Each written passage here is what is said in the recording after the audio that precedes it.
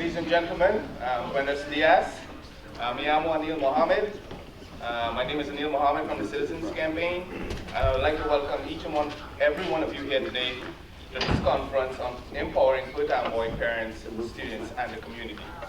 As many of you know, the Citizens Campaign teaches residents how to identify evidence-based solutions to issues affecting the community using a no-blame approach. The Citizens Campaign is working to inspire and expand a community of problem solvers who can work hand in hand with elected officials, organizations, businesses, and community leaders alike. Throughout the state, we educate residents on the legal rights and best practices for working with their local government officials by providing them with the tools and resources to empower them to make a difference on common interest issues affecting the community. By this, we take residents beyond the ballot box and to a higher level of civic and community engagement. We change the game of dependent democracy. The community leaders we have empowered are helping to make the government work better and cost less. I would like to take a moment to recognize and introduce a couple residents of this historic city of Perth Amboy, the founders of the Citizens Campaign, Mr. and Mrs. Harry Kozicki. Please stand for a quick moment.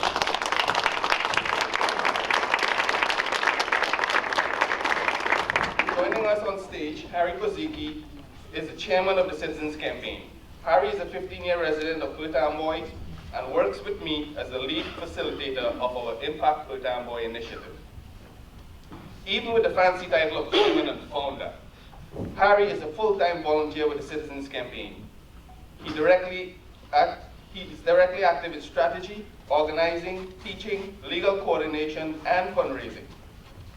Experience in real-world politics as a freeholder, a councilman, county party chair, state platform chair. He authored our book, The Citizens Manual, Paths to Power for Regular Citizens, and Citizen Power at the Planning Board, a manual for controlling growth and development in your community, guiding citizens beyond the ballot box towards active, engaged, and being powerful. Please welcome Harry Kozicki, who will help us kick off this conference today. Thank you all very much. That was a very nice introduction. I paid Anil to make that introduction, I got to tell you that. The one thing he left out and that I'm most proud of is that I'm born in Perth Amboy and a resident of Perth Amboy.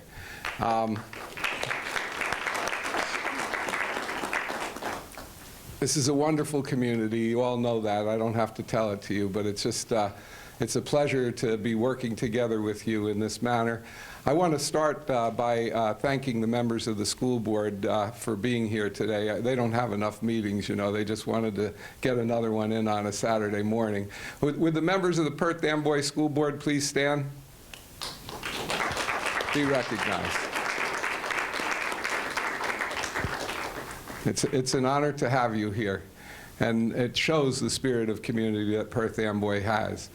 You know, we're here today to talk about a discussion that began over 6 months ago. We, at the Citizens Campaign, as Anil says, work to help citizens to address issues that they think are important and come forward with solutions in a no-blame fashion. And so what started, I guess, about 6 months ago was what became known as the Bay City Conversations. And it's included about 75 community leaders, some of the ones who have been civic-minded and working for the community for years and years and years. And more than half of them new leaders emerging and trying to find out how they can help Perth Amboy be a stronger community and be a better community for our children. And these conversations then broke into different issues. And some of the issues have already shown some success. For example, an environmental group of the citizens put together a proposal for Perth Amboy to be certified for the Sustainable Jersey program and to create a green team, which will now qualify it for grants and make its environment stronger as we go forward. So that's a wonderful bit of process. And there's a group that's working on storm resiliency along the waterfront, another group that's working to promote the arts and all of the commercial enterprises that can benefit from promotion of the arts, especially music, in our city. But the subcommittee that kind of took off the most was the education subcommittee. And I want to thank the members of that subcommittee for the work they've been doing, because they've been meeting every 2 weeks. And they started to say, how can we help? Now that we have a new superintendent and a fresh school board looking to move Perth Amboy forward, how can we be of help? And they started to look at all sorts of educational issues. And over the 6 months, they came to focus on how can they help with challenged youth, how can they reduce the dropout rate, improve the graduation rate. And after studying more and more, because we have a team of 50 lawyers and government experts in education and other policies that help them research, they focused on the Student Code of Conduct.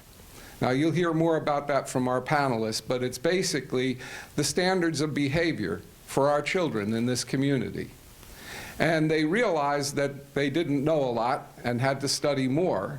And that's why we pulled together this conference today to broaden the conversation, not because we have the answers, but because we wanted to extend the conversation to the entire community about how together as a community we can set the standards for student and youth behavior. I think it's a wonderful opportunity today to begin to build those standards from the bottom up. And I'm not naive. As Anil said, I've been in politics a long time. I don't think this is going to happen overnight. This is a beginning, but it's a wonderful beginning.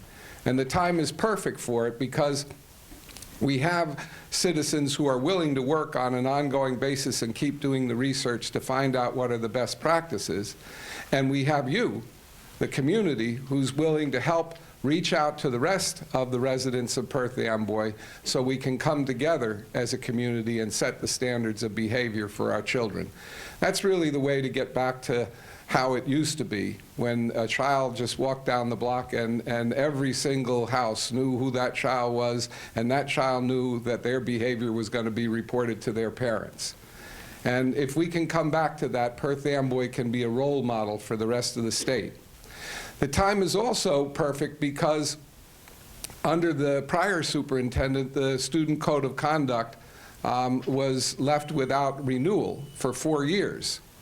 And the new effort is just beginning now. I've spoken with Superintendent Vivian Rodriguez, and I've spoken with members of the school board, and they're already at work renewing the Student Code of Conduct. But as one of our panelists suggested to me, and again, you'll hear more about this as we go forward, you could have the most perfect Student Code of Conduct, follow the very best practices, and it still won't work. Because the key ingredient is the community's engagement in building it, in deciding what the standards are, adopting them, and holding each other accountable to the same standards that we want our children to be accountable. So this is a wonderful time. I'm just going to give you a brief legal overview of how the process works. Under state law, the Student Code of Conduct must be renewed every year. I told you it hasn't been for 4 years, but it's beginning now, and that's a wonderful thing, and we owe it to our school board. Secondly, the people who, by law, have a right to make input to the Student Code of Conduct are the parents, the students, and the community. That's why I'm so excited about this meeting this morning, because you are the community, and this is the beginning. So if we work together, we make a better community. I don't have to tell you that. And I'd like to get started by introducing to you our first panelist. His name is Ross Danis. I've known Ross for a long time. I knew him, probably 15 years ago when he was the program director, education program director for the Dodge Foundation. That's a position where he got to see programs all over the state and see what was good and what was bad. And he's now taken on an unbelievably tough task, as he's the CEO of the Newark Education Trust. And in that capacity, he's looking at every program that's been tried, every grant that's been given, every new initiative to see what works and what doesn't work.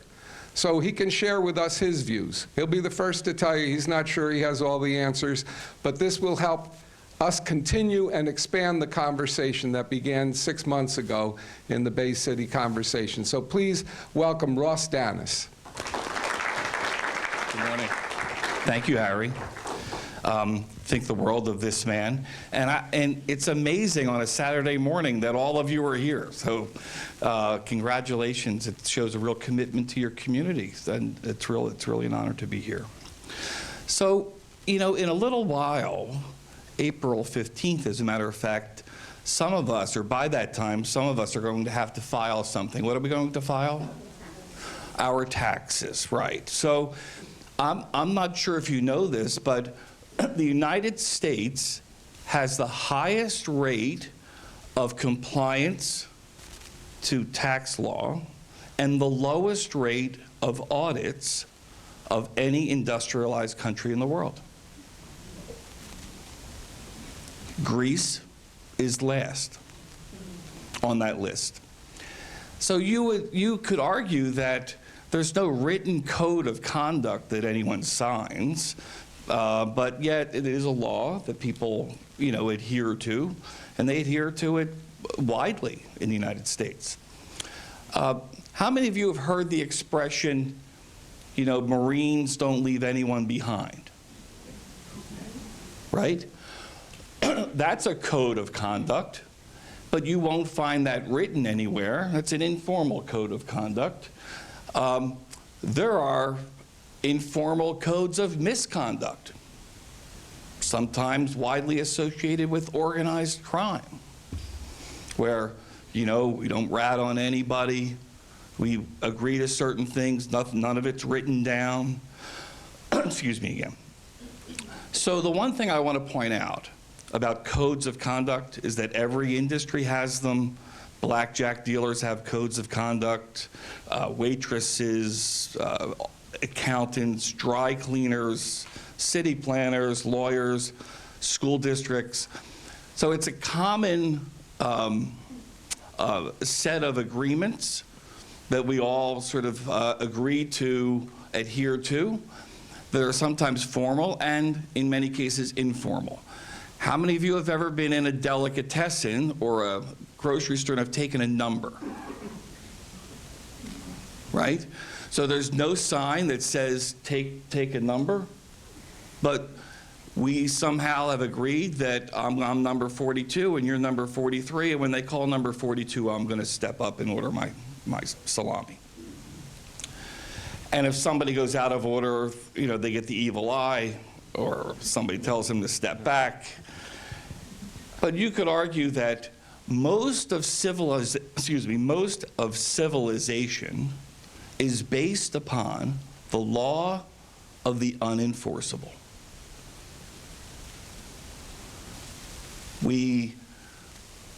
I've stopped at red lights at 2 o'clock in the morning. I look in both directions. There's nobody I can see in either direction, and I sit there and wait until it turns green. Tempted sometimes, but that's a part of the code of conduct. So here's what we know about school codes of conduct. One, in a study where the New Teacher Project went out and looked at 60 different urban school districts to determine what makes the most effective code of conduct and has the greatest impact on student achievement, they realized that there's no such thing as best practice, but there is something called best process. So regardless of what people come up with, the most effective codes were codes that were developed by all participants: parents, teachers, school leaders, custodians, cafeteria workers, bus drivers, crossing guards, and students. And the expectations for behavior crossed all of those sectors. You would never expect a bus driver to be disrespectful to a student. You wouldn't expect the cafeteria worker to use language that was inappropriate. and we hold each other accountable for behavior. So we're models of behavior for students. Restorative practices. The most effective codes have equal parts rewards for good behavior and consequences for inappropriate behavior. But one thing we do know is that schools that are punitive and feel like prisons, where kids can't behave, or they sense that their needs are not being met or that they're being disrespected, it doesn't matter how much time you put into your code of conduct. It won't be effective. So I'll hit a pause button there. Happy to come back after I have a little sip of water, because I'm obviously fighting a cold. Turn it back to Harry, and we'll talk a little bit more about specific programs next. All right, before I introduce the next speaker, I want to thank Ross and open the matter to questions that you might have of Ross. I think it's better when the speaker has just spoken to give you a chance. But I am encouraged by the fact that the trend seems to be away from punishment and toward prevention and intervention to help the children grow, as we all do, I'm sure, with our own children and our own families. So are there any questions that anyone has of Mr. Danis? Yes, sir. Yes, my name is Tom Mowers, and I live in Woodbridge, New Jersey. Can you hear me okay? Yes. Good. I'm very much in agreement with you on that. I'd like to take your view, if I can, on perhaps a related topic. Within the Woodbridge School District, they just recently enacted what they call, or I call, mandatory volunteerism, where a child cannot graduate from high school until they have completed so many hours of volunteering within the community. It's rather broad-based or brush as to what that activity may be. And I'm sure they're going to be refining it. And of course, they'll have to have somebody dedicated to tracking all of this, and if they're actually going to enforce it. My complaint was that volunteerism by nature is volunteering.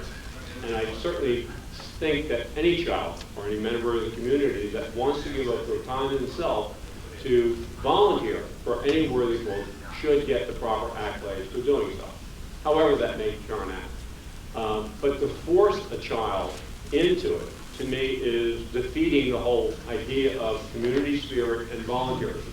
Yes, what they do may be great, it's helping the community, but I'd like to see it from the heart, not from a mandate.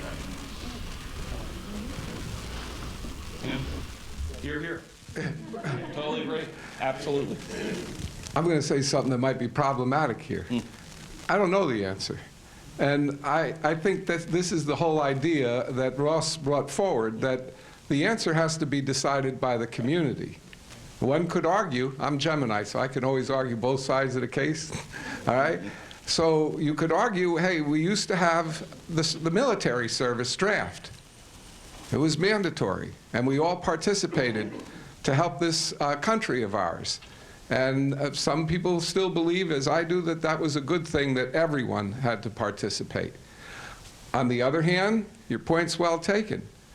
It may be that unless there is the opportunity to volunteer, that the value of volunteerism will never develop, and that you should bring it forward by incentive rather than by mandate. But this is the beginning of a conversation. This isn't the time right now to decide, because there's some best practice, or excuse me, Ross, some expert who could tell you the answer. This is what we as a community, and welcome from Woodbridge, but we as a community in Perth Amboy have to decide what is our standard. And if we do so as a whole, it will be good. That's right. Ross's point. For all of us, for adults as well. I mean, I look forward to the day when communities gather in the morning in school, and whoever's late that day has to explain to the rest of the community why they're late, including teachers. Right? I mean, it's just a way of modeling for young people appropriate behavior. I can certainly appreciate what he said, but as you also observe, I can also look at both sides of the argument. And I tend to agree with you definitely when someone does something from the heart and it's sincere way. Can you please talk louder? We're going to bring a microphone down right now so we can hear. No, I was just agreeing. Check, check. But wait for the mic, please, sir, and then everyone will hear you. Check, check. Could you give us your name? Yes, I'm Joel. I was just agreeing with the gentleman over here, and also as you, I can always look at both sides of the coin. But when someone does something voluntarily, it comes from the heart. You know, you don't have to push an agenda on someone. So it's always more productive when it comes as an initiative from that person. Just wanted to say that. And that's going to be a dilemma it's been a dilemma for thousands of years, and it's going to be one for a long time to come. Just 1 minute. We're going to write down one thing here. Service as one question that has to be answered for our code of conduct. Hello, my name is Helman Kaba, and I also am in agreement with you. We have to be very careful with the students taking this as a punishment. And I know we usually tend to follow suit whatever Woodbridge is doing. So I just ask that with the Board of Education members to be careful how we implement that, because if we force it or it's mandatory on the students, they might take it as a punishment, view it as a punishment. So we just got to be very careful with that. Thank you for your input. Anyone else have a question? Over here.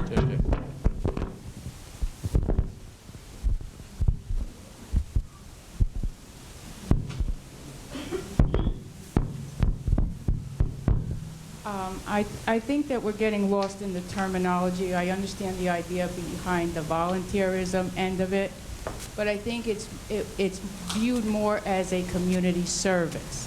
And I personally feel, as a person of environmental background with the city itself, is that we need to reinforce and re-bridge the connection from the child to the community. That's why we have the litter problems. That's why we have no thought about how your neighborhood looks anymore. And I believe over the summertime, I look forward to a day where we have mandatory reading for children. We should have a mandatory community service hours over the summertime. Why not 72 hours completed? Clean up a neighborhood, help paint up some graffiti that's been plastered over unsightly areas. If we can make the child see what happens when you drop the paper, what the cost to the city is, what the cost to your community is, including a very dysfunctional-looking neighborhood when people drive through, I think we have something there. Instead of detention, why can't parents be required to come with their children for a Saturday or a Sunday to help make your community right? That's just my opinion. You want to say anything, Rich? Good morning. My name is Sam LeBrock, Board of Education. I agree with her 100%, and I understand his point of view. It'd be great if it always comes like that. There are different situations, and she alluded to several of them. Another situation could be that in the school system you have a senior that's about to graduate, and he just didn't make enough hours, contact time with the teachers. We have to find a way for that individual to be able to graduate, because the grades were not a problem, but there's a minimum amount of hours that have to be met. So there are situations that arise where a volunteer program, if you will, might serve well for the student, even though that's not something that he really necessarily wants to volunteer for. So there are case-by-case situations, and we have to be careful how we might be able to paint things, with a one blanket, statement.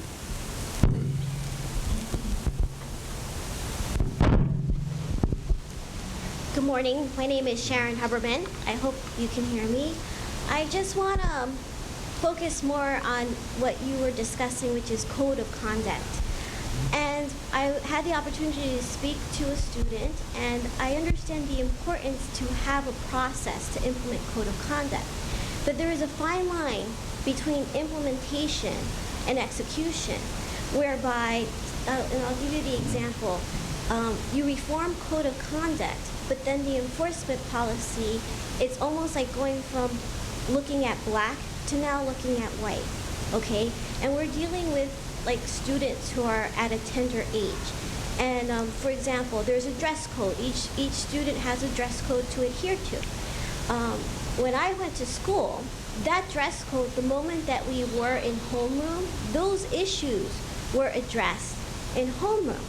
Now, it becomes a little bit of a barrier when they don't address those issues, which is according to the school code of conduct dress code, if it's implemented or addressed when it's during the session where they have to go to the classes. And then you end up finding, a problematic, situation in terms of that. So as a community member, I am for having a process, but then the implementation and the execution of that process needs to be done in such a way where the incentivized portion of it is not where, oh, well, you're missing a button, or that color of your trouser is incorrect in the middle of the day. Now that's where then you end up having our youth stating, wait a minute, just the other day they weren't taking us out of class to address this issue, but now that they are. So, I just, from a community standpoint, there is a fine line between how we go about implementing, because, and I'll give you for example, the millennials, there's a fine line between incentivizing and also motivating. And I'm in agreement with Mr. Maris in when you have children that are motivated to participate and understand the significance of what it means to volunteer, the value threshold that they learn at that point is substantially higher than the person who's mandated to do it. So, I mean, I just wanted to discuss that right. a little more because, with all of the good intentions that we have, they can be paved to disaster, and I don't want that to happen either. Well, we're all right? And I think what I'm hearing up here, and I don't know about everyone else, but what I'm hearing is that in Perth Amboy's case, when you all come together to develop the codes of conduct, that you ensure that there's a staff component, a staff development component, so that issues are addressed consistently across the entire school community. So, I mean, it's something as silly as a hat. Why would it be okay in one room and not in another room? Is it right? And why isn't it addressed in the morning? So how can we have consistency so that all adults are aligned to create a culture where people behave in a certain way? You had a question? Well, he said it, I'm Obi Gonzalez, basically that's where I was going, Sharon, that it's about consistency and it's about the responsibility of the enforcer. Because in a school system where you have a code of conduct and there's an infraction, you have the disciplinarian or the enforcer of the code. And I actually worked in the school system, and I remember I was a counselor. So I'm from a different, disciplinary kind of a modality in how to handle issues of discipline. So I was always amazed when a child would come to me very upset because, let's say, he got such a punishment for an infraction, that it be uniform or something, and then he would say, the lucky person next to me did the same infraction, maybe a little bit worse than I did, and got much less of punishment. So that's where the process and the adherence and the agreement to all work together so that it's fair for everyone comes in. And there's a lot of room for that disparity in a school. And first of all, with so many children and so many administrators, and that's something that we have to be ever conscious of. Thank you. For anyone who doesn't know, Obi Gonzalez is the president of our school board, and she's taken the leadership in this, and for that we thank her. Yes. Fernando Gonzalez. I just want to follow Mr. Ross's, Mr. Dennis' statement.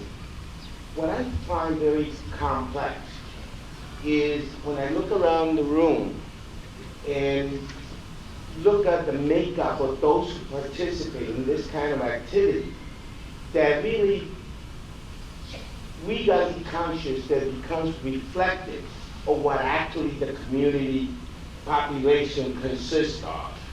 So as to all of us, please be sensitive that our thought process, our thinking process may not be consistent with the community that we service, and we need to bring as much of that community into the forefront to give us their feeling, because any code of conduct needs to be responded by those who participate in it. So sometimes people who participate on Saturday morning are more selective, dedicated people, and we need to hit the crux. We need to our community, and we have to think of ways to bringing them together so we can share with them their understanding how they see the world, which may be quite different than ours. That's the right on point, because without the community, the entire community being involved in setting the standards of behavior for our children and for ourselves, we can't expect anything to be successful. Ross made the point before, but we have to start somewhere. And the school board has already started by setting up a code of conduct committee and beginning to include different segments of the population. But you're right, the ones who do come out on a morning like this are not the broader community. So we all have to be ambassadors and to reach out further in the community. And I give you the commitment on behalf of the Citizens Campaign that our volunteer group will work in any way we can to hold more forums, to reach out to different sectors. And I said this to my wife this morning, this is a process that's not going to be resolved in 1 year or 2 or even 3. That's the beauty of the state law that says the code of conduct gets to be renewed every year with input from the entire community. So we have a job ahead of us, but we're going to lead the state if we do our job well, because Perth Amboy, if it has anything, it has the spirit of community. But your question, I think, is a perfect time. We'll have more questions and answers in a little while, but a perfect time to move over to our next 3 panelists. And let me just introduce them to you, because they're going to speak on the subject of engaging the community. And again, they don't have all the answers, but they have some answers that can be helpful to us. Sitting to the left of Mr. Danis is Rich Kaplan. Now, Rich is presently the superintendent of schools in New Brunswick, but he served in one of his many prior lives as the assistant commissioner of education, going back to the Kane administration. So he's had that broad view as well. And we're very fortunate that Rich has brought with him 2 wonderful people. Rose Valeriso, am I saying it right, Rose? Thank you. Rose runs the ESL High School, as well as the, what is the name of the council, Rose? I'm the principal of bilingual ESL and elementary education for the district. But besides being principal, what is the council? The Bilingual Parent Council. She runs that for the district and helps to make outreach. And also Georgette Gonzalez. And Georgette has had great success in bringing parents out in huge numbers, and she'll tell us about some of the techniques that she's used. So, ladies and gentlemen, please welcome the trio from New Brunswick.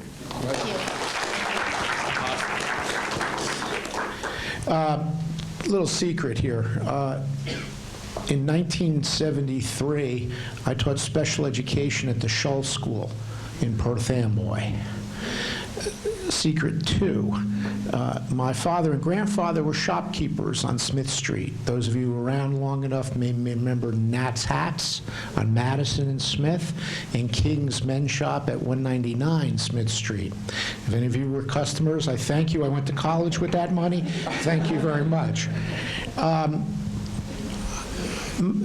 my honor is really to introduce our two principals, which Harry just did, and let them talk about the successes. But in listening to the comments that have been made so far, I want to put this in a different perspective.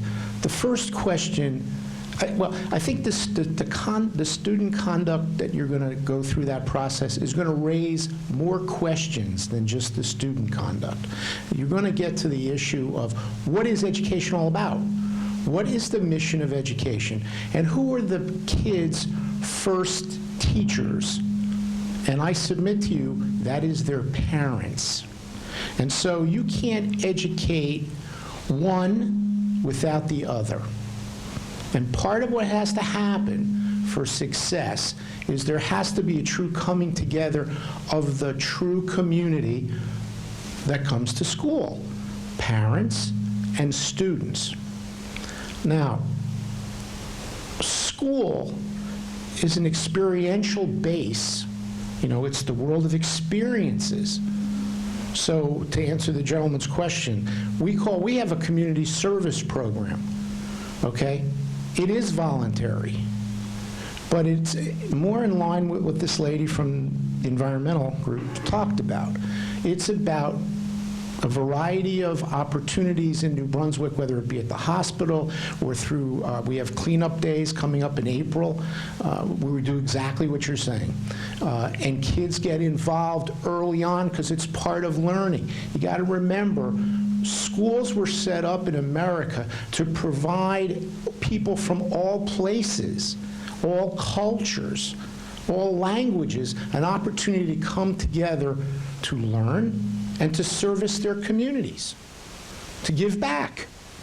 And so I think this exercise you're going through is great, and I think it's going to take you to different places as well that need to be addressed in terms of the mission of education. I also think that if you build that esprit de corps, as they would say in the military, if you build that inside everybody, then it enforces itself, because the best enforcer is peer pressure. If you all buy in, and that's the other thing, there has to ultimately be an agreement in what we're doing, and that doesn't mean 100 out of 100 or 10,000 out of 10,000, but a base agreement, then everybody can buy into it. And if you buy into it, it becomes easier to enforce because it becomes the everyday. Sure, we have dress codes in New Brunswick, not only for students, but for staff. Oh, gee, why should a kid be forced to wear a uniform and the staff comes in looking like schlubs? Don't work. What is it we're doing? So this is a parent, community, staff event. Everybody's got to buy in. And that's the only way I think ultimately, and now, you know how many years I've been doing this? 43 years? In a variety of places, in a variety of assignments. That's how it works. There's no, you don't have to run out and get all this high-priced, consultants. This is common sense, which no longer is common, and an issue of how best can you reflect what your community is, what they want, and how together you don't have a double standard. If you have a double standard, no good. And that everybody has a place at the table. And the table changes. You know, you have an elected board, I assume, an elected board? You have an elected board, the people speak, you get an elected board. Then you have their delegation of their responsibilities reflecting the community's needs. But it's about the kids. It's got to be about the kids. It's not about the adults. It's got to be about the kids. And we all have to define what that is in how we govern, how we manage, how we decide our priorities on expenditures, what we raise funds to do, that the curriculum is across the board for everyone, for opportunities, whether it's career or college or both, and that the facilities we put them in tell them what we think about them. Now, I know Perth Amboy has lots of newer schools than the last time I drove around, including I saw on Channel 12 the Shuttle Olympics was on, and that wasn't the gym I was in. So I know that's got to be a new school or a new add-on or something. Is it still on Hall Ave? Okay, so that was the high school it was at? Okay, so you're telling me it was the school I used to be at in '73? Okay, but, you know, reasonable place. Good, big, lot of good people came through that place and are giving back to whatever communities they're in. So I'm going to stop there. I'm going to turn it over, starting with Ms. Gonzalez, Georgette, and she's going to tell you about her past 6 or 7 years in New Brunswick, first as a vice principal and then as a principal of the same school, Livingston School, and she'll give you a breakdown and how she gets out 400 to 500 families to activity nights. Thank you, Mr. Kaplan. Good morning, ladies and gentlemen, and members of the board. I would like to thank you for inviting us to this panel to have this important and valuable discussion this morning. But I want to go back to give you a little bit of history of myself. As Mr. Kaplan had mentioned before, I began at New Brunswick as a vice principal in 2008. And I was a vice principal for 2 years. As a vice principal, I was assessing and evaluating what the demographics were, the dynamics, getting to know the parents, the community, and the teachers, as well as the students. And I have to tell you that took some time. It took some time because I kept, event after event, witnessing how we only had anywhere between 10 and 20 parents coming out to evening events. So I sat back and I asked myself, what do we have to do in order to get the parents to come in to our school and form a community, form a relationship, and form a family? Because in my eyes and in my philosophy is we have to become a family. And unless we do not reiterate and convey that to the community, to these staff members, to the parents, and to the students, our task is going to be that much harder. I currently have an enrollment of 565 students, majority Hispanic students.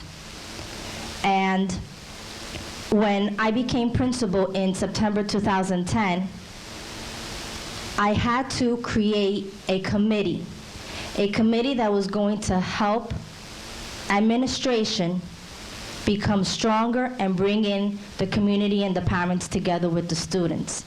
And I'm going to talk a little bit more about this, the Code of Student Conduct, because that, as Mr. Kaplan said, it enforces itself. So I developed this committee, which it's composed of several teachers from various grades. Now, these teachers help and plan to create events that will bring in our parents and bring in the families. So with creating this PIC committee, they meet once a month after school, I felt that the perfect platform to convey the mission and the vision of our school, which is to bring the communities and the families together, would be the back to school night. Why back to school night?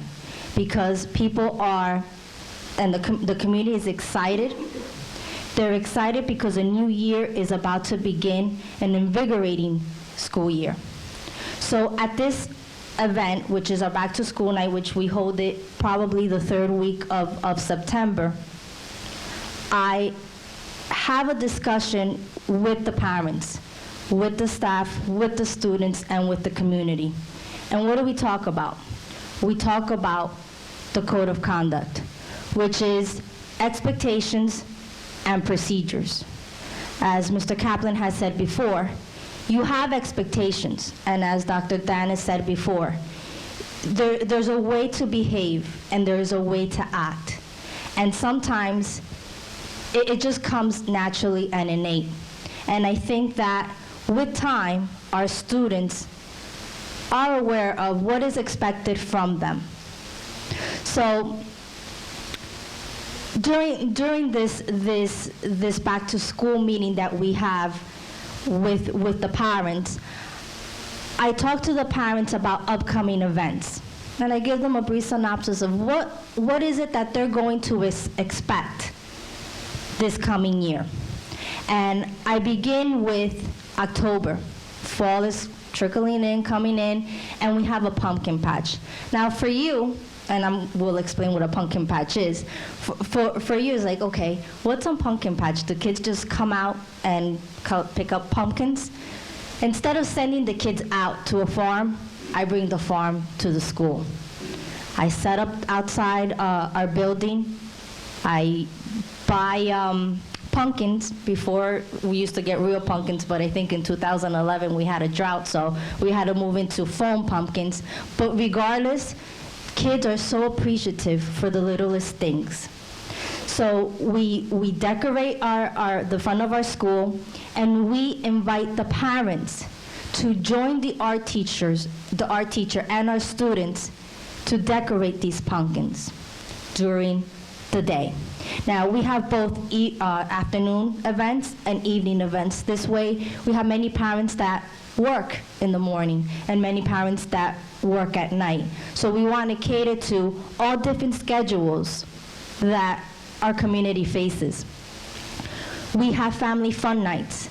Our family fun nights are based on theme, whether it's a winter theme, a Valentine theme. You know, this is what the PIC committee works on. We have great activities that the kids want to partake, and they drag their parents. Come on, Mom. Come on, Dad, Grandma. We have to go to school at 6 o'clock. We have to be there because we're gonna do fun things. You have to sell it to the students. You have to sell it to the students because they are the key role that's going to bring their parents out into the school, and that's the beginning, the first steps to building a solid community. We have face painting. We have dancing, Zumba, aerobics, you name it, we've had it at Livingston. We move into literacy and math nights, very important. Aside from having fun activities, we have to think of the instructional aspects, and we have to talk about the strategies and techniques that we have to teach our parents. That way they can continue once they leave at 3:15 and they go back home. So during our literacy nights, we have parents come out, and our PIC committee recruits teachers that want to teach certain techniques and strategies that they feel proud of and that they are effective in the classroom so they can continue at home. We have New Jersey Ask workshops. We talk about minimizing anxiety. We talk about test-taking skills and the pep rally that we have during the day. And our kickoff for the testing is in March, the middle of March. And at the end of the year, we have our culminating dinner dance, which is free for all parents and students. Now, I began that dinner dance my first year as a principal. And from my first year as a principal to my fourth year as a principal, I have 450 people attending this dinner dance, as well as the other events that I just recently mentioned to you. And we try to feature different things each year, switch it up a little bit, because our students know and our community knows that you never know what's going to happen at Livingston School. Something always positive is coming out. So the anticipation of, okay, what's going to happen tonight when we go to this family fun night? What are we going to do? What teachers are going to be there? I have to say that we have 60% of our staff members attending our evening events. So I'm going to stop right now, and I'm going to turn it over to Ms. Valarezo. And if anyone has any questions, I'll be happy to answer them. Good morning, everyone. board members, Mr. Kaplan, of course, thank you for inviting me, and thank you, Mr. Pasicki, for inviting me to have a conversation with the people in the audience. I'll give you a little bit of background of myself. I came into New Brunswick, 17 years ago. I was a vice principal. I too, as Georgette said, you do a lot of observation when you're a vice principal, and you learn. And then the next step, 4 years later, was a principal of Lord Sterling School. Presently, I am the principal of bilingual ESL and world language education in New Brunswick, so I oversee many staff members in all those 3 areas. And one of my responsibilities is to carry on the bilingual parent council meetings that have to take place in New Brunswick. And, everything starts from the beginning. It starts from the top. The first thing, in order for you to really buy into parents to come into your schools, and as we have done in our school, it starts from the top. So every secretary, starting from Mr. Kaplan's office, the superintendent, the assistant superintendent, everyone has a secretary that is bilingual. In our community, 85% of our community is Latino, so we have to have a sense of empathy to have an understanding of what their needs are. And we have a variety of Latino parents coming into our offices, whether it's at the central office or at the schools. So the first thing is we always want to make not just the Latino parents, but all parents, we see them as our clientele. And if you went to a business, you want to be treated with respect. So the first thing we have to have is respect for everyone that walks into any one of our schools or administration, central office and so on. And so it's important then to establish that rapport from the very beginning. Then when you have these meetings, whether at the schools or in my case, a bilingual parent council, we house it in an area where it's close to the community. Usually it's at Roosevelt School. Many of the parents come from Livingston School, Roosevelt School, and all the other schools, and we have flyers sent out. All of our flyers go out in English and Spanish so that everyone is aware that we're holding these meetings. Now, the purpose of the Bilingual Parent Council meeting is to educate the parents. It's really to provide thought-out workshops that really engage the parents and educate them so that in the end, they can be participants of their children's education. Because if they are not educated, if they are not aware of the processes, well, how can they? Especially when you consider the audience, when you consider where they're coming from, we have to help them. We have to educate them. So, for example, I'll give you an example of what I'm speaking about.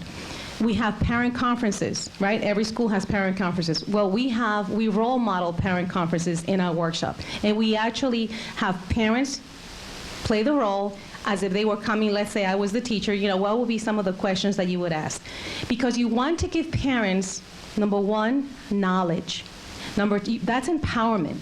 When you give them knowledge, then they go to the schools and they know what to ask, what to look for.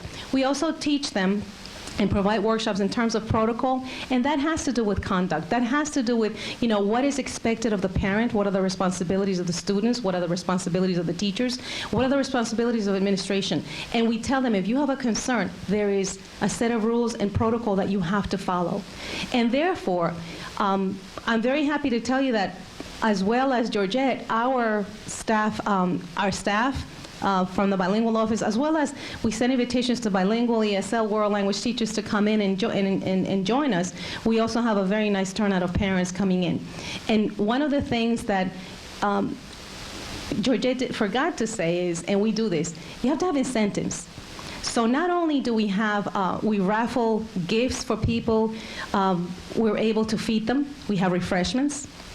We try to be healthy. We give them nice refreshments that are healthy, because that's another part. We try to educate them in terms of well-being and having good health. So we also, and I want to tap on this community service. In New Brunswick, our students are not forced to go and do community service. They are given a variety of opportunities in different scenarios, different committees, different things that they can do. So when our parents come in, we provide childcare, and we do that so that the parents can be completely engaged in what we offer, and our community service is through our high school students, and they pick. And what we do, not only do we appreciate, because I always thank them in person, but I also send out certificates of appreciation to them, because what is the lesson that we want them to learn? We want them to understand the value of service. And so every single time we have our meetings, we have the community service students, and I make them feel welcome. And I think a lot of it has to do with the leadership. The leadership of whomever runs any kind of a meeting, you have to be sincere, because parents can read through you. They can see if you're really sincere, if you really care. So the people that hold meetings, you have to know your people. You have to understand their culture. You have to understand, and this is for everyone. It's not just Latinos, it's everyone. And so by doing that, we have been able to successfully teach our parents. Our parents come in, they're more knowledgeable, and it's really an honor for me. I'm really a servant for them. And so I feel very happy that we have the type of engagement that we have throughout the years. Thank you for your time.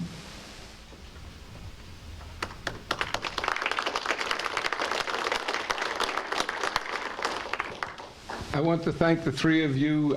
It gives us food for thought. I wonder what food you served at the dinner dance that you got 400 people out. Do we have questions from the audience and/or suggestions? Anil?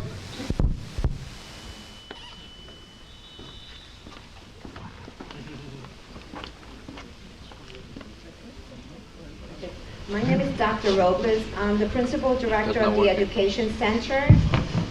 And 2 comments about uniforms. I believe what you're saying, that we can't have double standards. In my building, we have 98%. These are high school students, and we have 98% uniform compliance. However, that's because I'm the principal. I wear a uniform. My vice principal wears the uniform. And on Fridays, volunteering from secretary all the way to my staff, they wear the uniforms. And the second point about community involvement, you're asking where the community is. Right now, the community is in Edward J. Patton. Dr. Rodriguez can confirm that. We have 300 students to parents taking ESL classes, all sorts of classes. And at Richardson, we have close to 200. So if you want to bring information, that's where they are. And Monday through Friday, they're in my building at the Education Center, also at the East Campus. We have close to 300 adults and students in those buildings. So if you want information, that's where they are. That's wonderful.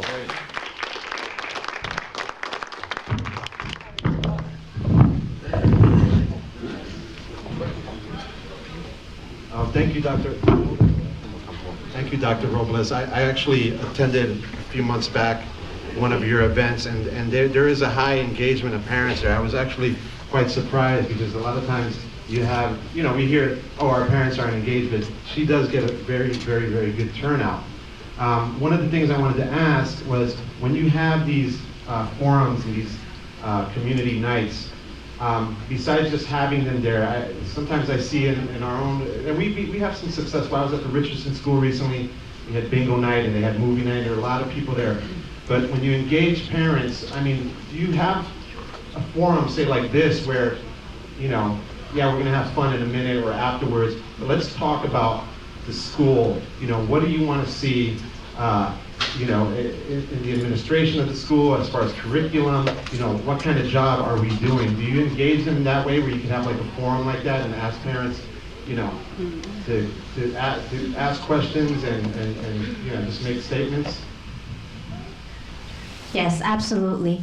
We have an open door policy, first of all, and we do have an open forum where the parents come to us, and like I said before, they provide suggestions or concerns.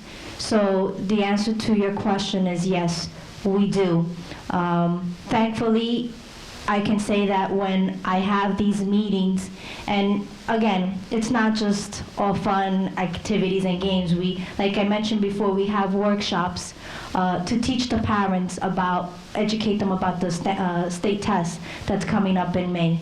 So I speak to them, since they know I'm Hispanic as well. I'm able to communicate with them very effectively. So yes, we do. I just want to, I don't know if I mentioned to the whole group or I mentioned it in a pre-session. There's an awful lot of good things going on in the Perth Amboy Public Schools. And that lady and the other lady, there's a lot of stuff going on good. And frankly, there's a lot of stuff I stole from you. Got it? So don't all, Nirvana is not New Brunswick, okay? And that's the part of this that, you kind of don't go within 50 miles of where you are. You're not a prophet in your own time. But there's good things going on. I mean, there's been adult schools in Perth Amboy for a long time. Unfortunately, the governor doesn't fund it, and I think Perth Amboy and New Brunswick are the only two that still have adult schools in the county. And the Newcomer Center we stole from you. So there's good stuff going on in Perth Amboy, and that's a credit to the staff and the administration and the board. To be so, these kinds of things. I just want to make sure y'all know that it's there. It may need to get dusted off again and reminded that it's there.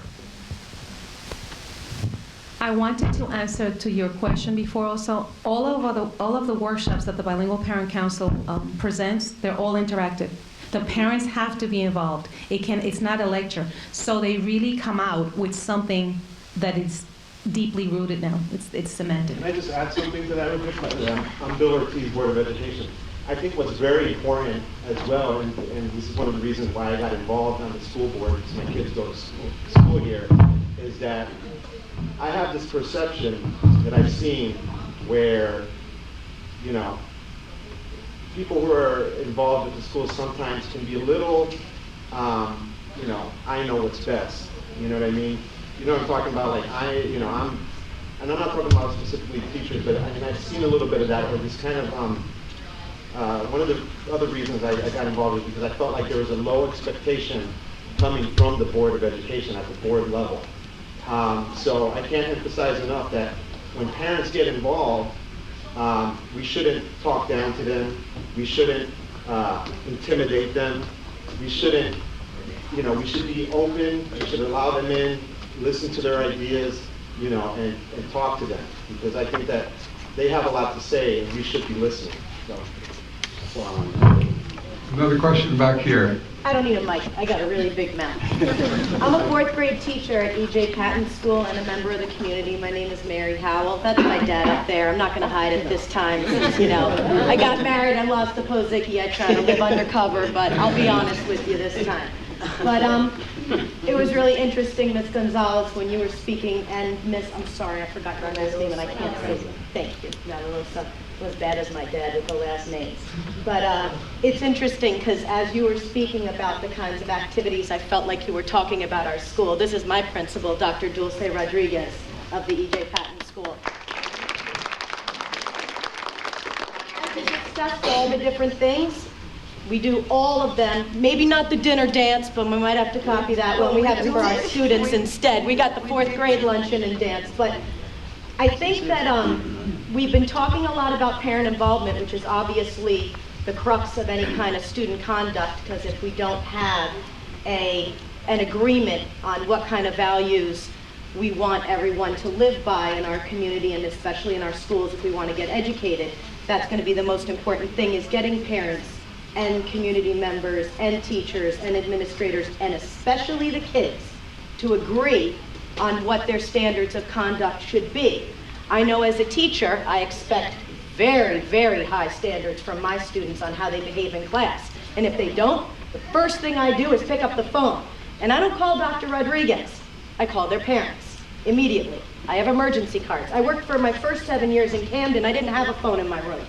And I didn't have a cell phone back then either. So that took a little longer, but we got the parents in there too. But I think that, just as Billy was saying, one of the important things is to make sure that parents don't feel like they are talked down to, and that they don't feel like they're not part of this whole discussion of what the value system should be. I think it really goes back to what Mr. Gonzalez was saying earlier about having a set of common values.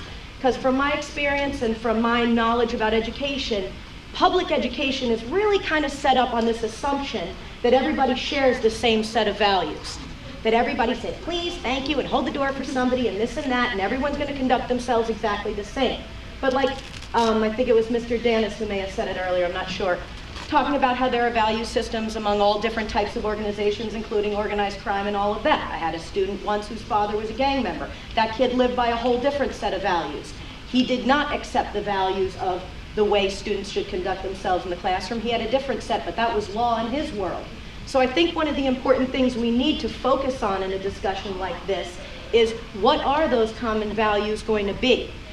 We all sort of talk about, okay, we want to look a certain way, we want to act a certain way. It brings us back to the word professionalism too. With professionalism, why do we have something like professionalism in the workplace? Professionalism, I think, is there to get rid of all the drama and all our other nonsense so we can get the job of our work done. So that we can push, okay, we have drama, we have this, we have that, but you know what, right now we can't have it, sorry. We have to get our job done. It's similar to what needs to happen in the classroom. If someone's trying to get an education, if they're full of anxiety or they're worrying about something else, they're not going to be able to open their mind up enough to take in information and learn. And what is the thing at the end of the day that we need to do? We need to educate our students so that they can go on to do community service and contribute to their community and all of that. If we're going to do that, we have to decide then on what that set of common values will be. And just like Billy was saying, though, if you can't get the community and the parents involved and get them to feel like they are part of that discussion, then it really won't be effective. We can write the best code of conduct we want, we can enforce it with all the evil consequences we can come up with, and it really won't change anything. So I have an idea that once you write a code of conduct, before you enact it, before you decide whether it's going to be the new code of conduct, and okay, we're going to read it, everybody sign it, and here you go, we have to live by this now, to try to get their input in. And as we said, we have all kinds of workshops and even things like this to get people in, but if there would be some kind of way then, before you actually make it set in stone, to send off things to the parents saying, what are your values? What do you think should happen if your child punches somebody in the middle of the teacher's lesson? What do you think should happen if your child is late constantly? What do you think should happen if your child is acting out in thus and such a way? To get what they feel the consequences should be. Therefore, then, if they sign a code of conduct, they may take a little more ownership of it as well.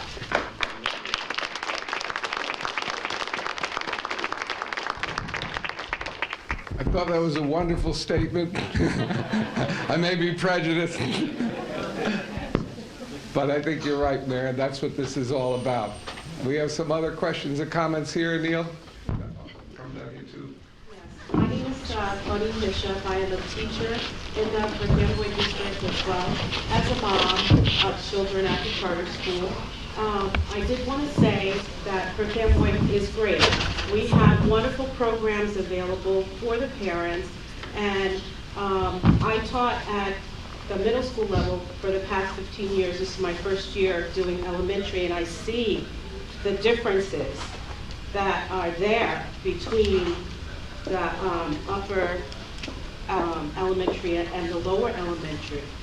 Parents are they're more willing to participate in the activities at the elementary level. Yes. But at the middle school level, first of all, the kids don't even want to be seen with their parents. And second of all, administration isn't as parent-friendly to really want to hear what the parents have to say. You know, I found this to be true the past 15 years.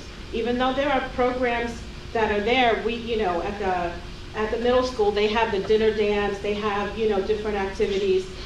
The kids are too cool to be seen with their parents. They don't want that to happen. And also, the parents give the students more responsibility on raising themselves at that age level, and you don't see as much parent participation. What do we do about this? What do we do about this? That's the world over, you know. If I had the magic wand and we have a middle school, I would get rid of them. They're neither fish nor fowl. Now, I look around the room with the exception of some of the students that are here. The rest of us old-timers can remember how stupid our parents were between the ages of 14 and 25 when we had our first kid, maybe. And then in that short period of time, how smart those folks got. There are so many things going on in the mind and body of a 6th, 7th, and 8th grader, not to mention the 8th and 9th graders, that, you know, what you want to do is get them early, you know, get them early in those elementary years, and then hopefully, you know, they'll carry forward and recognize that that's normal behavior, as you're describing it from the kid's standpoint. But I think that sometimes, and I'll say this globally, okay, not germane to either New Brunswick or Perth Amboy, when we get into the secondary education program, if you ask a teacher, what do you teach? And they say the content area, probably the wrong answer. They're teaching kids. And yeah, kids are a lot. I'm only 5'7 and a half. Lots of kids are about 6'4 nowadays. Okay? But they're still kids. And we forget that they're children. Maybe we're intimidated by them. Maybe there's other obvious influences in the community that take their time away. There's family commitments that have to be, they may be the caregiver at certain times of the day. There's so much pulling at these kids, our kids today, that maybe some of us didn't have to deal with. And so the school as a system, and I don't mean Perth Amboy, but the larger structure has to recognize that. It's not, like I said before, it's not about the adults. It's about the kids. So the things that you do, whether they're 6th, 7th, and 8th grade, or 1st grade, or kindergarten, or preschool, or whatever, has to be geared to molding them to understand more. And you can't do it without the folks. They all got to be party to it. They all got to be party to it, and they got to understand where it's going. Now, let's be realistic. Sometimes our parents, who are products of our own community, and I mean that in a larger sense, didn't have such a great experience themselves, right? So if you didn't have a great experience, and now you're the parent, and your most precious possession is your child, and you don't trust the system, why would you trust the system with your most precious possession, your child? So there has to be some bridging, some changes that schools do in order to earn the trust. Not it's coming to the school, it has to be earned. And it has to be shown every day. I always say, whether I'm the superintendent in New Brunswick or the other places I've been, we are client-based. When the clients stop coming, you all disappear. This is about servicing the community and helping them through. It's not about alibying their behavior. This is not about alibying folks' behavior. You still have to have standards. You still have to have expectations. The lady before talked about the millenniums. You know, I just learned what the hell that meant about a couple of years ago, but every time I watch something on television, guess what? They got the craziest ideas I ever heard, but I'm old. You know, now I am that old crotchety old guy I used to look at 25 from sitting there saying, what is this guy lecturing? You know, now I am that guy. So you got to get it that, you know, it's all big one family. And how do you break it down? And how do you hook everybody in? And how do you earn that respect?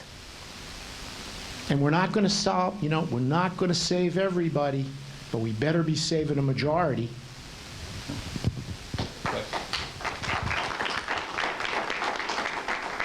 All right, I'm going to ask that we just have a few quick questions because we have a few breakout sessions and we are limited in our time.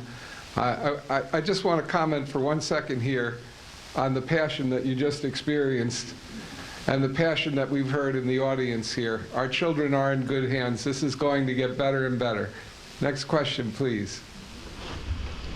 Good morning. Good morning. My name is Latika Hicks. I wanted to speak on her comment, a couple of comments, and hopefully I'll be able to get all my thoughts out before I sit down. But I'm a parent. I have 3 sons. My oldest son, I knew exactly what she was speaking about, because my oldest son, when he was in the show school, that was exactly the feeling that I had, that the parents, that the teachers and administrators didn't really want to work with me.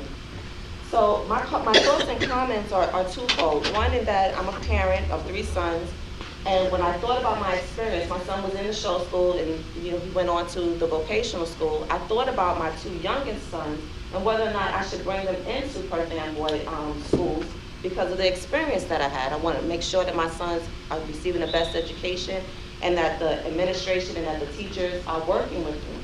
So I've seen over the few years that, and that's why I think someone said it earlier, that Perth Amboy schools are doing great things. And I definitely can agree with that, because now my youngest son, who is in pre-K, this is our first year, my youngest son is in pre-K, and I've had a very good experience with him at Cruz. And my middle son, who is in Woodbridge, he's at the St. James School, my husband and I decided, we said, well, you know what, September, I think we're going to go ahead and allow our son to go to the elementary school here now, because we now have gotten the trust. We spoke about the trust of the school here. I said, you know what, they're doing a lot of things. They're showing that they are compassionate. I feel safer. I feel that my kids will be safer now in the schools. I'm concerned about that. I'm concerned about the safety because both my husband and myself, we both work in New York. I could tell you about myself, I am a teacher as well in New York, but I teach a special group of people. I teach adults in the prison system. So a lot of what I see every day is a product of what happens before they got there, okay? And I can tell you that when we talk about compassion, actually showing people that you care, the things that they have said and received, all of that baggage, okay, not to mention everything else that brought them into the system in the beginning, and now they haven't finished school, and now they're in my program. So I teach them, you have GED, I primarily teach ESL, but I set up a lot of life skill programs, and I see the same things over and over again. These people needed direction. They needed folks to show that they actually cared about them. This is what I give to them. And what I get back, they say, you know what, Ms. Hicks, I'm gonna do this. A lot of times, because I set the bar high for them, I say, you know what? You are going to get your GED. Don't worry about it. I look at them, because I have a lot of students in my class, Spanish speakers, French. I have one student, he speaks Urdu. It's challenging because I have a whole lot of different levels in my classroom, but what they receive from me and what I try to get across to them every day is that I do care about what happens to you. I do care about their education. And I would say that on any of the other teachers, I want them to have that same passion. So when we think about volunteerism, and that's why I agree with this fellow, I'm sorry, this young man right here, when he said, we don't want to force people. I mean, I'm in a punitive environment, and I know that I can come at them all the time. You don't do this, you don't come to class, whatever, you're not here when you're supposed to. I can write them up, you can go to special housing unit. We know how to deal with you. But does that mean you're going to change? No, because they understand that. They know how to take that. They're like, sometimes they come to me. They know that they're late for class, and they say, oh, you're going to send me to the hall? So, you know, we're going to think about something else, because they can deal with the punishment.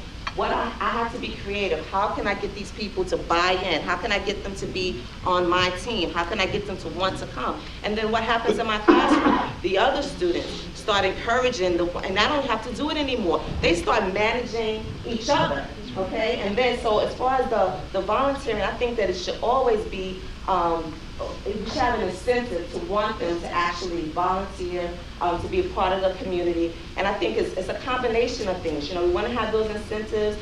We want to be able to put that out there and say, okay, it's definitely a good thing. And we definitely want to be able to keep the parents involved. Because I work in the city, I'm an involved parent, but sometimes when we have said before, we have to make the parents, we should mandate them certain things.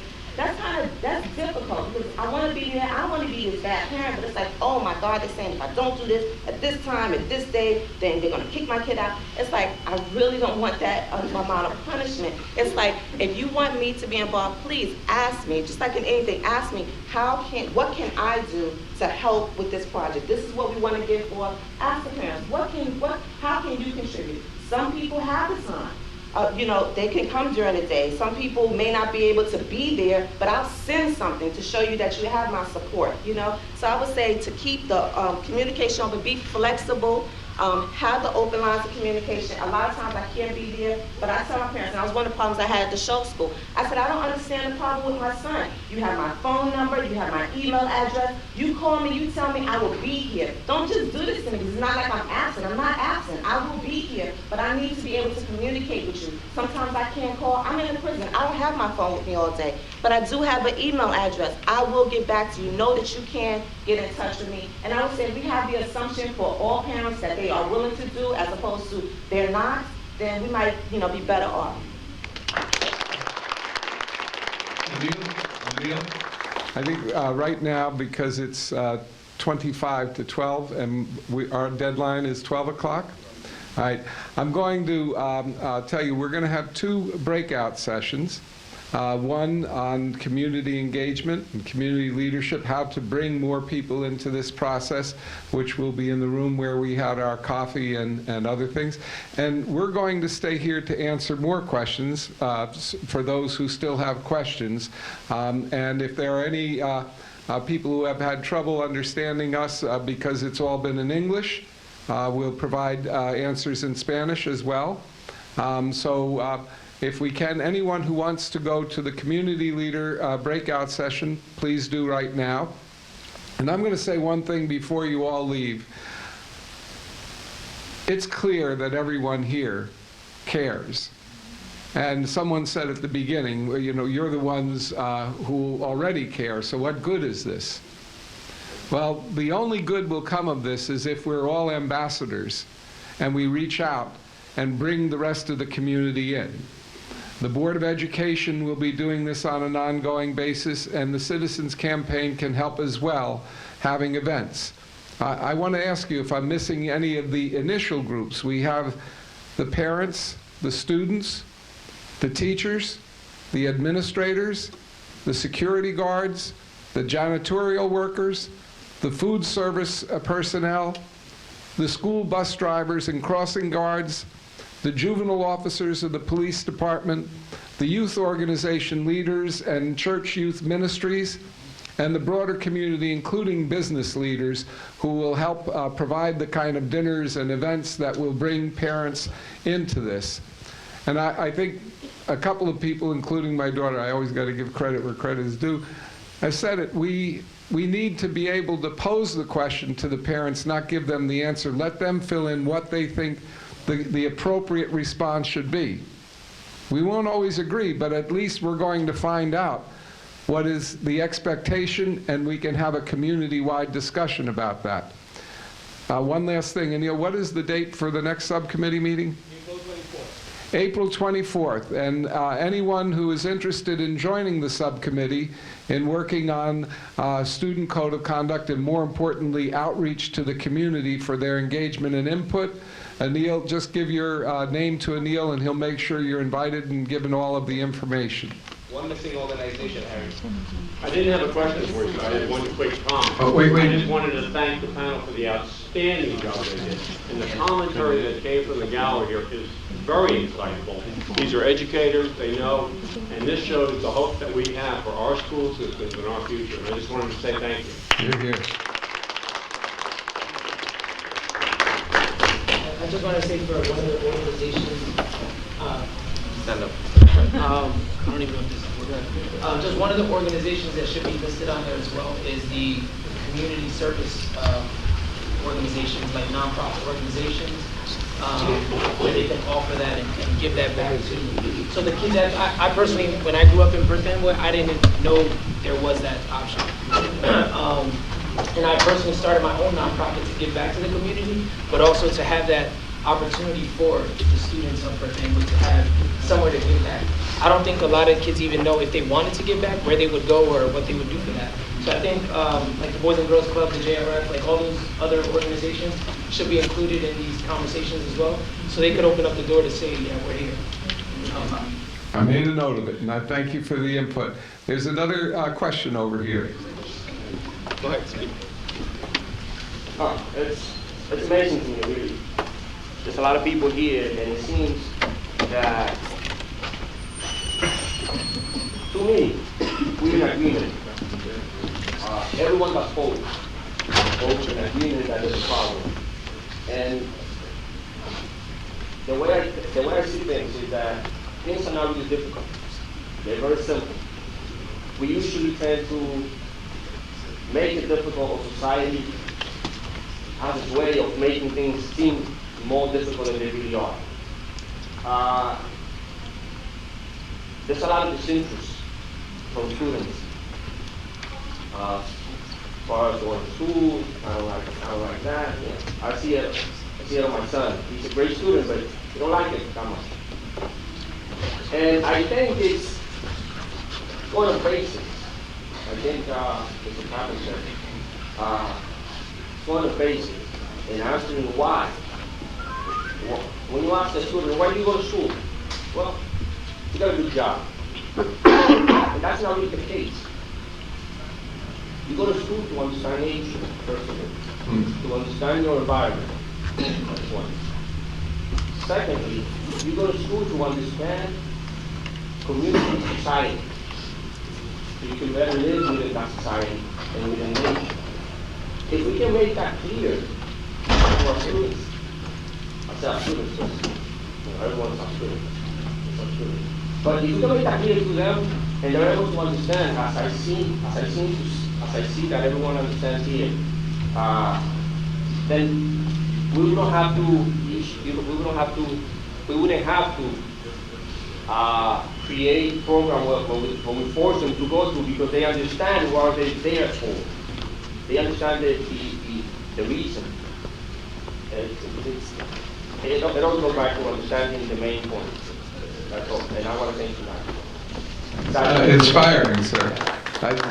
One quick response. I don't know exactly when, but we'll make sure we put on a dinner dance and invite discussion, but discussion from you. I think that's one of the things that's beautiful that we've had here tonight, not just from the board, with all respect, not just from the teachers, with all respect, but from you, the parents, the community, to begin this discussion with the rest of the community. Statements like yours, sir, will inspire and engage even more. Just one comment. I just want to emphasize what you started this meeting. There's nobody to blame. Right. We need to move forward and not pointing fingers at each other as to what has transpired. Let's build something together and be constructive, because I see some beautiful thoughts here. Nobody's to blame, but we need to work together to make it better. That's the way we get there. We have a motto at the Citizens Campaign: no problem without a solution. You can't. We're going forward. Yes, it is. Oh, I'm sorry. Over here? Yeah. And then you next. No, I'm pointing to her. Oh, okay. All right. Other comment or question here? I want to get back to students' conduct. I agree with what was said here, that the first step is to establish that culture and set up the expectation for how students should behave in school. And I agree with many of the comments that were said that, parents are a key factor in shaping the behaviors of the students. But I just want to bring a few points up.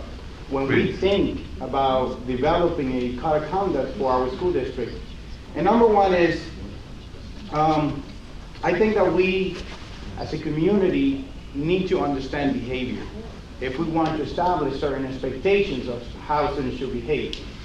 And to understand behaviors, we need to understand a few things. Number one is the developmental stages of students and what is expected of them to do. For example, you can expect that the needs of the students would shift from elementary school to middle school to high school, because they are changing, they're growing, you know. So when the students move from elementary school to middle school, there is a higher need to be more physically active, to socialize more. So I think we have to be mindful of the opportunity, and I think that this is something that is nationwide in terms of, you know, the structure of the school system and the developmental stages of human beings, and, you know, what we ask them to do. Sitting in a room for a long period is very difficult. And if we are going to expect certain behaviors, we have to make sure that the environment leads to those behaviors. So, you know, those behaviors could be met. Another thing is, that I want to point out is that in shifting behavior collectively, I think that it has to be an overall shift, but also I think it has to be an individual thing. And there have to be ownership. Students need to own the behavior. And I think that we have to teach the students to be knowledgeable of, you know, behavior. Behaviors are traceable. They could be, they're triggered by the environment. You know, for example, if you're sitting in a room where there are 35 other students, you know, it's really difficult to pay attention to the teacher because there's so many distractions. And I'm a high school student, you know, I'm so energetic, you know, I just wake up, you have so much energy on me, you know, it's very difficult, it's very difficult. So we have to understand the developmental stage, we have to take a look at the environment, we have to take a look to see, you know, if the environment that the students are in fosters those behaviors that we expect them to do. And then ownership. When a students engage in a misconduct, we have to offer them opportunity to reflect on their behaviors. You know, I agree that parents have to be involved, but overall, the change in the behavior needs to come from the child itself. The child needs to realize that that behavior is not acceptable because it may not be the right time, it may not be the right place. Maybe, you know, when we go outside, we can start talking and running around and do certain other behaviors.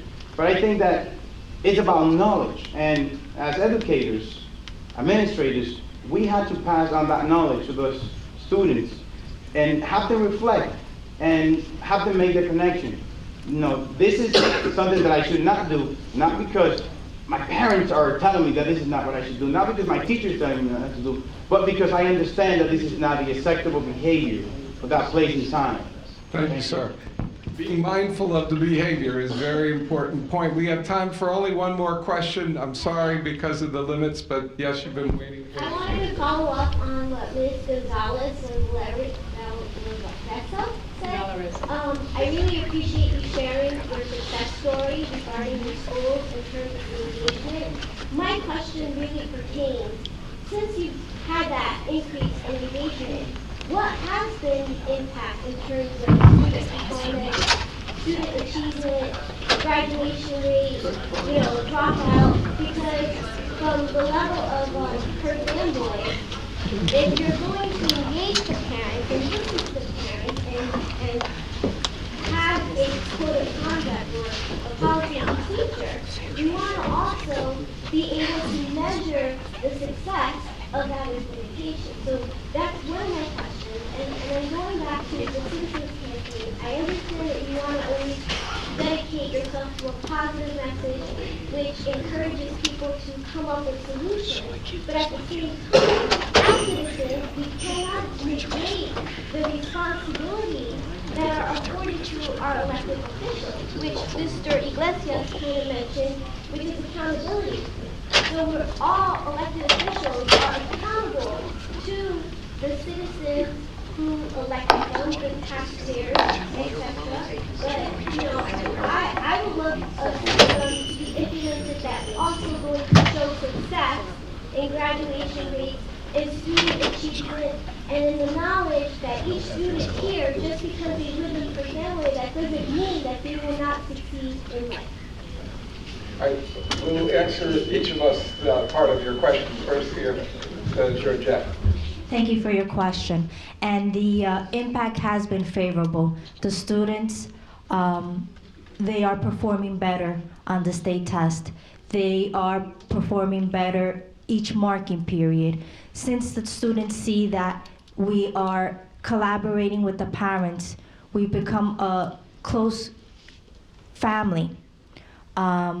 The students see that, and the code of conduct plays an integral part of this, because the students know that since the parents and the community are involved at our school, they know that the teacher will have the opportunity at some point, whether through via email, via phone call, or an event, to talk to the parents if there is an issue or if there's a positive thing going on. Our teachers do not call parents just because there's an incident or there's an issue. They send also notes home for good behavior and something great that Johnny did today. So it has had a positive impact, the response from the community and the parents. And also, you know, it was mentioned before that the staff and the morale, you have to have good, you have to raise your morale in the building. And a question was, or a comment was made that administration doesn't want to work with you. As Rose said before, it has to start from the top and work our way down. We have to have an inviting personality. We have to bring the parents in, and that's the only way you're going to bridge this code of conduct. But it is effective. Having these events and bringing the community and the parents, the staff, the students, and the teachers together will promote positive impact. All right, and with that, we're going to wrap up, but I will speak to the one point that you raised as well. It's true that our school board members are leaders in every capacity, from mayor and council to president, have to be accountable. But what we've learned in the Citizens Campaign in the 15 years we've been doing this all across New Jersey and beyond New Jersey is that with a focus on solutions, we're much more able to achieve accountability. Anybody who is attacked purely with criticism without the offer of a solution will retreat. And the best thing to do is to engage our elected officials. And if we focus on the solution, that causes them to focus on solutions. You know, Albert Schweitzer once said that example is not the best teacher. It's the only teacher. And if each of us holds ourselves accountable, whether it's the parent, the student, the community member, and so on, we will have public officials who will be holding themselves accountable as well. I thank all of you for coming and being together with us in community today, for all of your positive input. There's a challenge, though, that I need to make to you. This process of beginning to build a code of conduct, not just a student code of conduct, but a community code of conduct, will not happen overnight. It will only happen with hard work and persistence and your leadership. You wouldn't be here if you didn't care already. I thank you for that. I respect you for that. But we have to be the ambassadors now. We have to reach out.